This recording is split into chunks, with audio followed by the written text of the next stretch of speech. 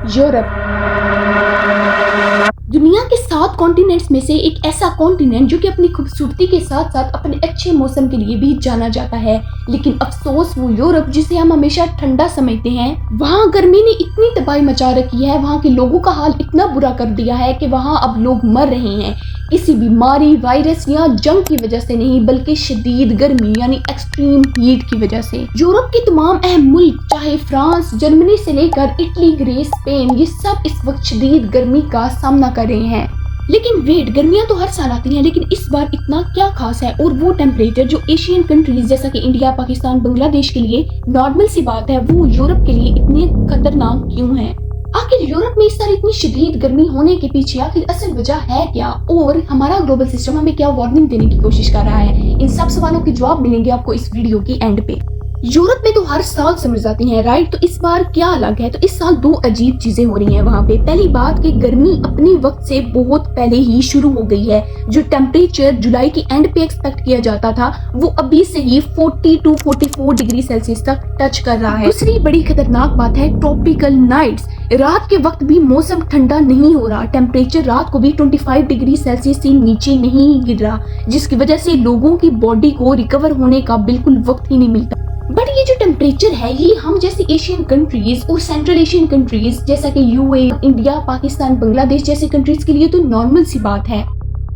और वही same temperature ये यूरोप के लिए इतना डेंजरस क्यों है? तो इसके पीछे 3 बड़ी मेन रीजंस हैं। पहला ये कि वहाँ पे जस्ट 20% ऐसे घर हैं जहाँ पे एसी हैं, और 80% से ज्यादा घरों में एसी होते ही नहीं है। और यूरोप में जैसा कि अच्छा और ठंडा मौसम होने की वजह से उनके घरों को ठंड से बचने के लिए डिजाइन किया जाता है, और इसलिए थिक वॉल्स होने की वजह से वो गर्मी को अंदर ही ब्लॉक कर लेती हैं, और वो हीट गर्मी एब्जॉर्ब होती रहती है और वो बाहर निकलती नहीं है, और वो घरों को और गर्म करती जाती है। दूसरा, यूएन की रिपोर्ट के मुताबिक यूरोप दुनिया का सबसे तेजी से गर्म होने वाला कॉन्टिनेंट है। ये ग्लोबल एवरेज में तब बाकी दुनिया से डबल स्पीड पर गर्म हो रहा है।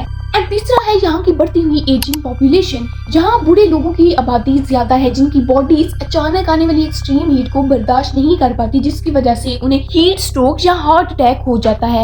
आखिर इस बढ़ती हुई गर्मी के पीछे असल वजह है क्या? और इसके पीछे की वजह भी काफी खतरनाक है। पहला कि आसमान में बहुत ऊपर तेजी से चलने वाली हवाओं का एक रास्ता होता है जिसे जेट स्ट्रीम कहते हैं। आमतौर पर तो ये वेस्ट से ईस्ट की तरफ सीधी चलती है और मौसम को आगे धकेल देती है, इसलिए अगर किसी जगह गर्मी आती भी है तो वो 2-3 दिन में गुजर जाती है। लेकिन इस साल इसके साथ कुछ उल्टा हो रहा है। इस साल ये सीधे चलने के बजाय ऊपर की तरफ मुड़ गई है, और इसने ग्रीक लेटर ओमेगा जैसी शेप बना ली है, और इस ओमेगा शेप के बिल्कुल बीच में एक बहुत बड़ा हाई प्रेशर सिस्टम ट्रैप हो चुका है, फंस चुका है, जो कि ढक्कन की तरह, लीड की तरह काम करता है। जब ऊपर से हाई प्रेशर हवा को नीचे की तरफ धकेलता है तो उस प्रोसेस को सबसाइडेंस कहते हैं। इस हाई प्रेशर सिस्टम के दोनों तरफ लो प्रेशर सिस्टम्स हैं, जिन्होंने इस हाई प्रेशर को दोनों तरफ से जकड़ लिया है। इस वजह से जो मौसम है वो आगे ही नहीं बढ़ पा रहा, बिल्कुल एक ट्रैफिक जैम की तरह ये एक ही जगह रुक गया है, और इसे ही ओमेगा ब्लॉक कहते हैं। लेकिन खतरनाक बात यहाँ पे ये है कि ये जैम एग्जैक्ट वेस्टर्न और सेंट्रल यूरोप जैसा कि यूके, फ्रांस, स्पेन, जर्मनी और इटली के ठीक ऊपर हुआ है। इस ब्लॉक की लेफ्ट साइड अटलांटिक ओशन पे है और राइट साइड ईस्टर्न यूरोप पे है, जिस वजह से पूरा सेंट्रल यूरोप बीच में ही ट्रैप हो चुका है। अब जब ये हाई प्रेशर मौसम का जैम होने की वजह से सेंट्रल और वेस्टर्न यूरोप के ऊपर रुक गया है, तो इसने ऊपर से हवा को नीचे जमीन की तरफ जोर से दबाना यानी कंप्रेस करना शुरू कर दिया है। एंड देन फिर क्या होता है कि इस स्लाइडिंग डाउन होने की वजह से हवा जब दबती है तो वो फिजिक्स के अकॉर्डिंग एक्सट्रीम गर्म हो जाती है। एंड इसी सिस्टम ने यूरोप के ऊपर एक इनविजिबल हीट डोम बना दिया है, जो नीचे की गर्म हवा को ऊपर उड़ने ही नहीं देता।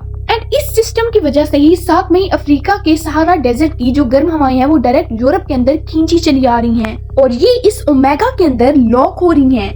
इन सब का नतीजा ये निकल रहा है कि हाई प्रेशर की वजह से जो हवा है वो नीचे बैठ जाती है, जिसकी वजह से जो मॉइस्चर है वो ऊपर उठकर क्लाउड्स नहीं बना पाती, और फिर बादल ना होने की वजह से जो सूरज की धूप है वो बिना किसी रुकावट के डायरेक्ट जमीन पर पड़ती है, जिससे सोलर रेडिएशन होती है। एंड जमीन कॉन्टिन्यूसली गर्म होती रहती है और वो गर्मी वापस हवा में छोड़ती है, जिससे थर्मल रेडिएशन देखने को मिलती है, और इस सब प्रोसेस की वजह से गर्मी का एक लूप बन जाता है। यूरोप की इस एक्सट्रीम हीट वेव के पीछे एक और बड़ी वजह विंड पैटर्न्स का स्लो हो जाना है।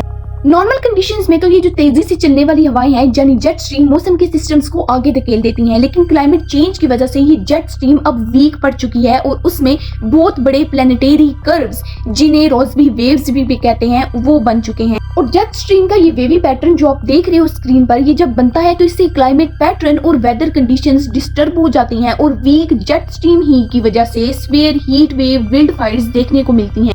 और इन सब की वजह से ये जो हाई प्रेशर सिस्टम है वो एक ही जगह पर कई हफ्तों तक रुका रहता है, जिसे एटमॉस्फेरिक ब्लॉकिंग भी कहते हैं।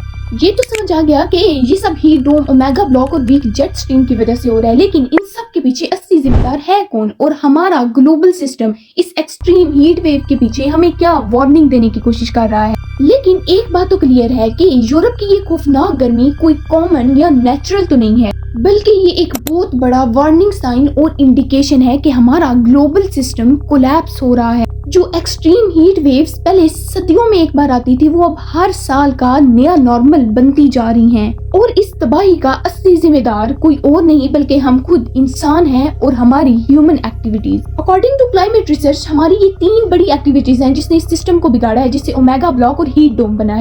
पहले तो आता है फॉसिल फ्यूल्स यानी कोल, ऑयल और गैस का बहुत ज्यादा इस्तेमाल, जिसमें हमारी गाड़ियों, फैक्ट्रीज और पावर प्लांट से निकलने वाले धुआं एटमॉस्फेयर में कार्बन डाइऑक्साइड और दूसरी ग्रीन हाउस गैसेस का ढेर लगा रहा है। एंड यही गैसेस स्पेस में जाने वाली गर्मी को हवा में ही रोक लेती हैं। इस लगातार बढ़ती हुई हीट ने आर्कटिक और इक्वेटर के टेम्परेचर बैलेंस को ही डिस्टॉर्ट कर दिया है और इसी की वजह से जेट स्ट्रीम वीक होकर अजीब रास्ता बदलने पर मजबूर हो गई। एंड एक और वजह है मैसिव डिफोरेस्टेशन, जंगलात की कटाई। कार्बन डाइऑक्साइड को एब्जॉर्ब करने वाले ट्रीज को तेजी से खत्म किया जा रहा है, जिससे जमीन का जो नेचुरल कूलिंग सिस्टम है वो पूरी तरह तबाह हो चुका है। और इस सब से एक बात तो क्लियर है कि हमने इन ग्रीन हाउस एमिशंस को अगर फौरन कंट्रोल नहीं किया तो आने वाले कुछ सालों में सिर्फ यूरोप ही नहीं बल्कि पूरी दुनिया में ऐसे थर्मल ब्लॉकेजेस और भी फ्रीक्वेंट और खौफनाक हो जाएंगे।